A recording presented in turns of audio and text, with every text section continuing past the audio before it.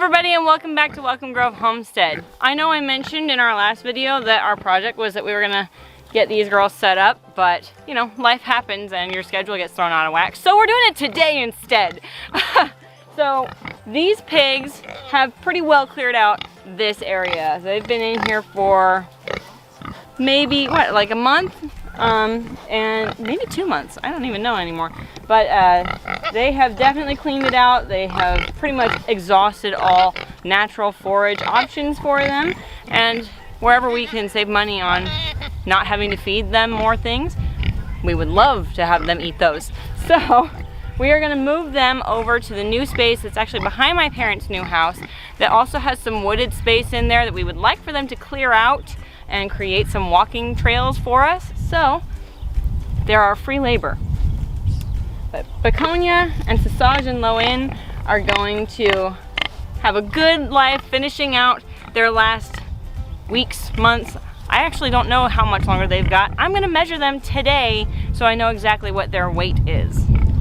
Speaking of free labor, after church today, we brought home 3 of Nathan's friends to help us put together the new pig pen. So that's pretty awesome, and you'll get to meet some of them, and then we're gonna put them to work with whips and cattle prods and stuff. Yes, and no food. Oh wait, we already fed them. All right, measure these pigs and let's get going. Okay. What you got there? Pig treats. Pig treats. That looks like milk and, I don't know, food? A little bit of feed with some scraps. Too bad they're not excited about this. Oh, here they come. Come on, pig.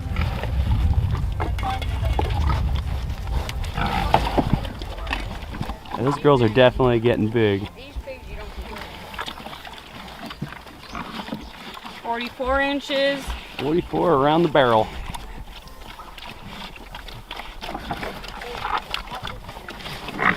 46 inches. Ow, stepped on my foot. 44 by 46. Remember that, boys. 46. 46 by... Wow, she's a big girl. 49. Wow, 46 by 49, number 2. Oh, wait, hold on. Get it right between her ears. 50, sorry.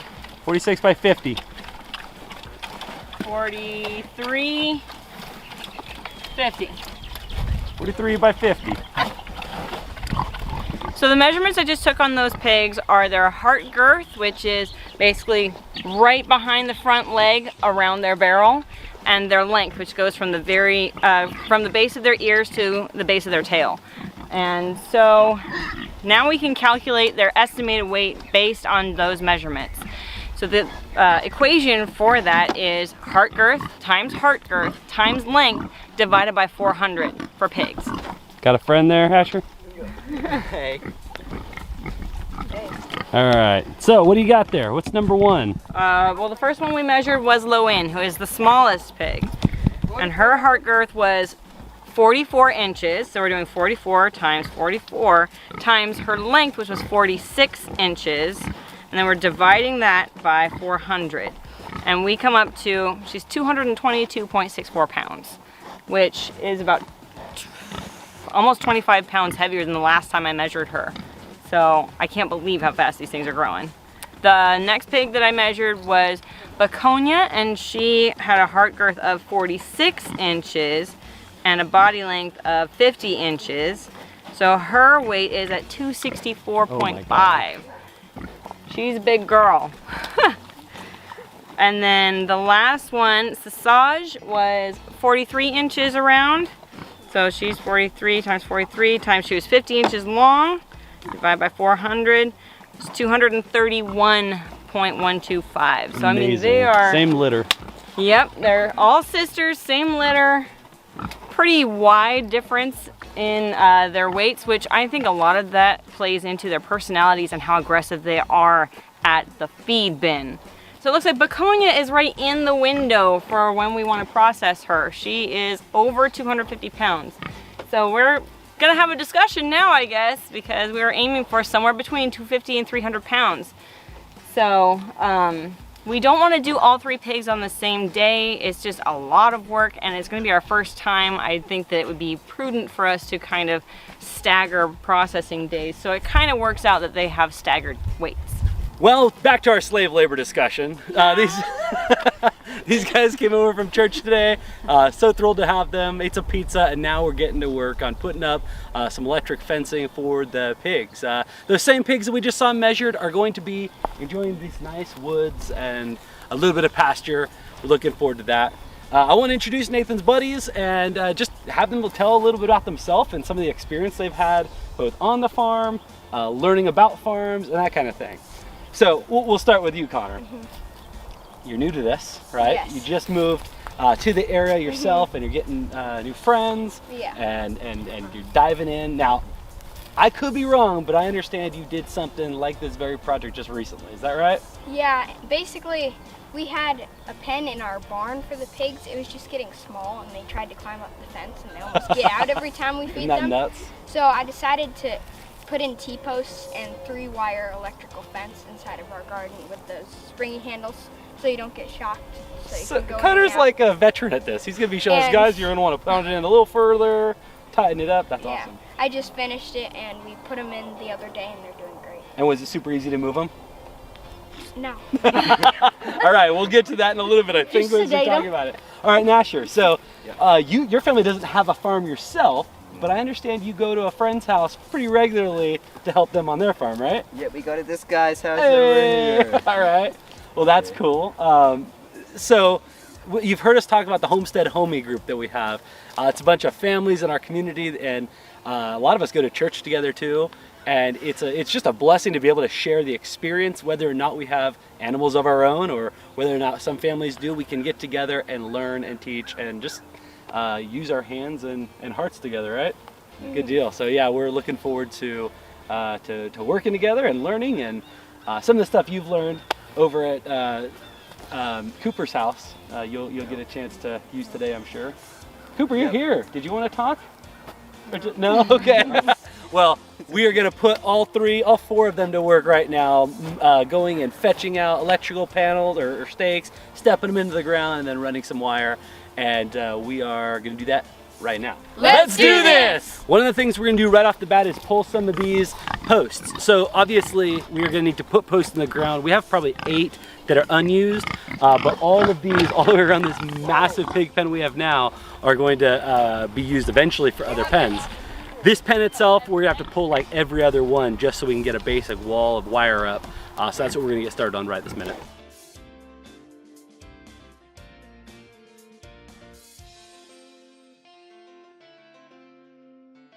So, did you think when you went to church this morning you'd be doing a pig pen in the afternoon? No, not really. What do you think so far? I think, well, I like it doing it. Sounds pretty fun. Nice. It's pretty fun.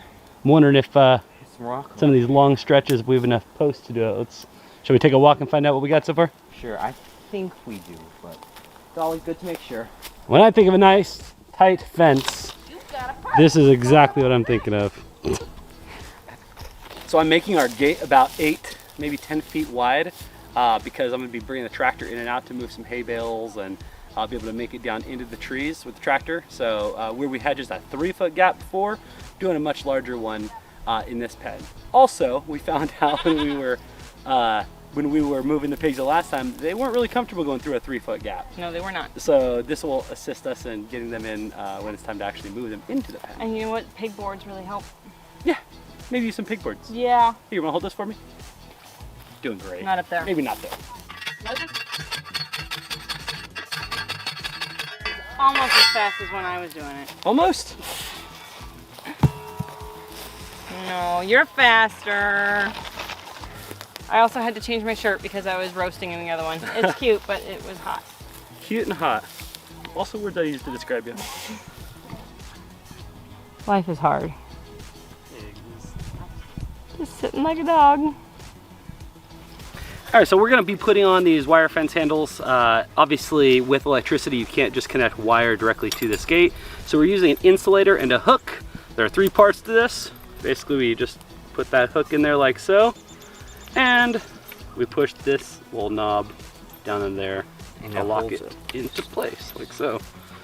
Then we will just stretch that out and snap that on the back. All right, now when we hook the wire up, that'll just hook on like that. And Okay. you can see it has some stretch in it right here. So it'll keep that wire nice and tight. Oh, nice. Now, Cooper, you got that wire. Could I borrow that end? Perfect. Now, obviously, that's gonna be way too much juice for it or too much slack. Yeah. So we hand me those wire cutters, giant snips, and we're just here. Why don't you cut it for me right there? Hold on, let's do something. Lovely. And tie a little knot just so So it doesn't fray. Yeah. Now you can use like a torch or a lighter or something to melt those. A lot of people do that, but we found it works just as well to knot. Alright, so we're gonna tie it right there. And we'll just use the old-fashioned double knot, just like your shoes. And Minus the make bow. it a triple. Yes, ooh, we should have done a bow. And that's that. Now, we were talking about this, we're probably just gonna end up doing a single strand. These pigs are really well trained, so there's no point in running, you know, 3 times or even twice as much wire. If it becomes an issue, we'll just call them back with some food. But let's go ahead and finish the rest of the wire all the way around and get it nice and tight. We'll need a corner insulator on all the metal posts. So who wants to grab an insulator for each of the other 3 posts? I can get. Love having volunteers. So now we're laying the wire here, running the wire, however you want to call it. But we're trying to keep it about at the top of my boot for the height. Try and keep that fairly universal. But there are some spaces, like see here, where the ground dips, it comes up a little higher. So those are areas that we're just gonna have to be really careful about.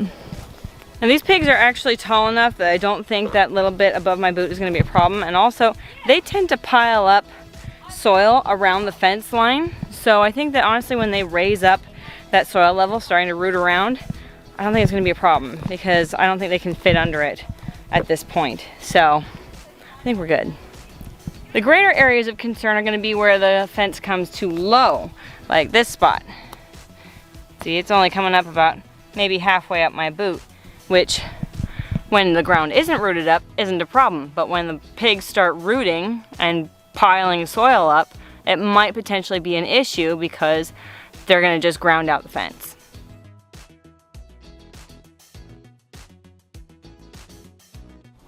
Look at that woman working hard.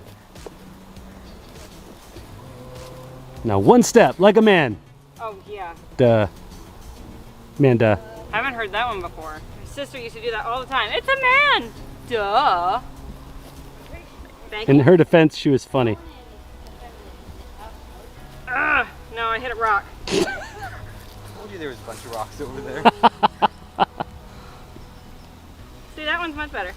Hey, like a boss. Went right through a leaf. Murderer. Here on the farm, we have a special breed of horse. Yeah! It's called a Cooper Rider. Well, that's the rider Special anyway. creation. Wow! Yeehaw! So now we've got these bales in here that this is like the one flat level-ish area in this pen. So they need to move. Therefore,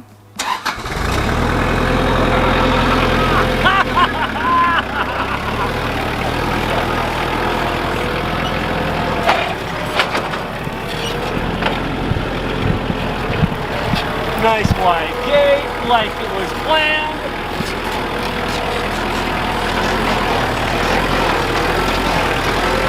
Nice bumpy road.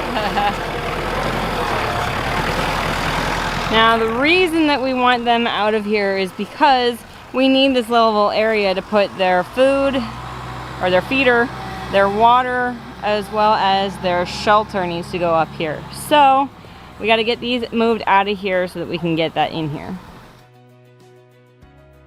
Well, there you have it.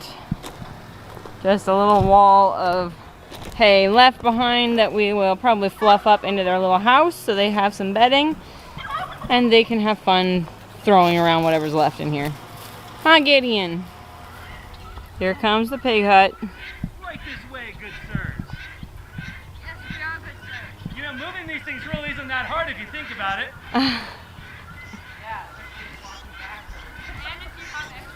hard to go over that. Yeah, no, it doesn't hurt my back at all doing this. Yeah, because you have kids doing it. And they're really happy about it. You're doing slavery. All you Come on! need is Let's go, kids. let's go, let's go! Right. I can't run. I'm going backwards. You guys are doing great. Yes, we are. Well done. Look at him go.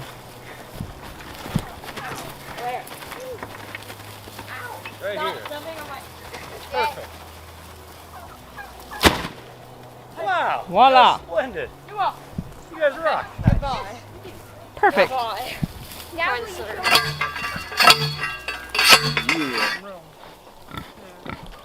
Look at those curly tails.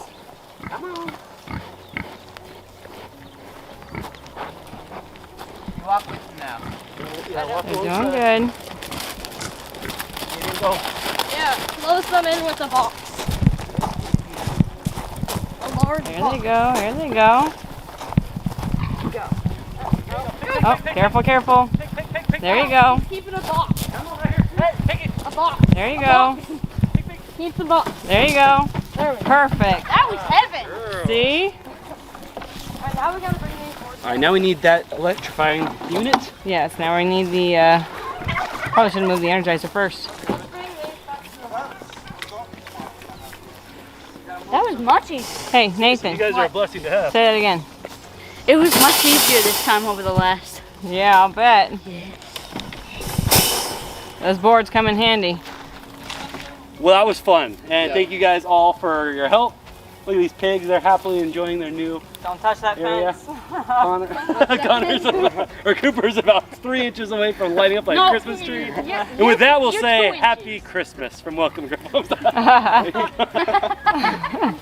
All right, so did anyone learn anything they didn't know before today, or was it just old hat for you? That pigs can move easily. Pigs can move easily. That was If you have fun. enough people. Yeah. With enough people, And especially when you have boards to make blocks. I thought that was a really, really good tip. I learned a new way to pull out fence posts. That was a good one. We'll have to share that with you real soon. As soon as we find some T-posts to pull out, we'll be sharing a new super easy hack. Yeah, we're gonna do the one-strand fence. These pigs are really respectful of it, and I don't think that's gonna be much issue. It's gonna save us some money on wiring, so I'm a fan of that. Thank you so much for joining us today. As always, this is your country nerd with a goat herd and a thriving pig herd, Yeah. saying that you can grow Where you're planted.